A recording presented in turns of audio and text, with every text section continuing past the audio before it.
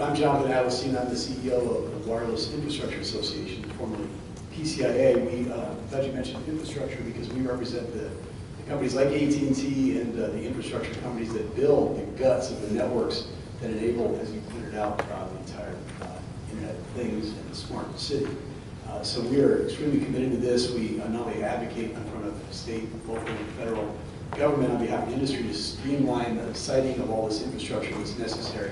We also host a couple of trade shows a year, including the NetNet Expo coming up in Houston, Texas, October 25th and 26th, where we're going to talk a lot actually about smart cities and about the small cell and distributed antenna system architecture that is required to enable it.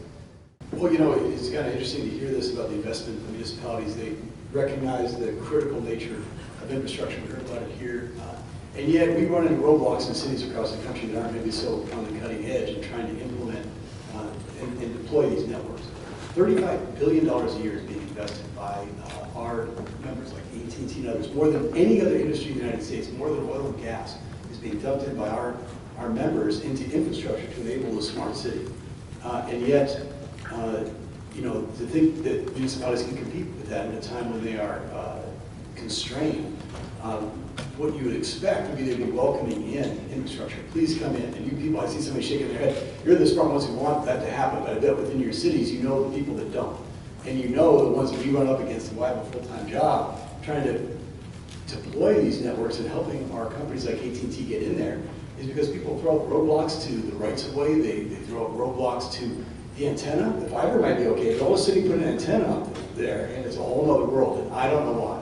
Because your constituents want wireless, as you pointed out, every bit as much as they want wired, and the network is completely dependent on one another. To move to 5G infrastructure, you're going to require more and more antennas. You're talking about tens of thousands of antennas for each carrier into your cities with fiber connections. You have to have fiber, very robust wireless backhaul. It's an enormous network build that is about to take place, and if we don't streamline the process, it won't happen fast enough.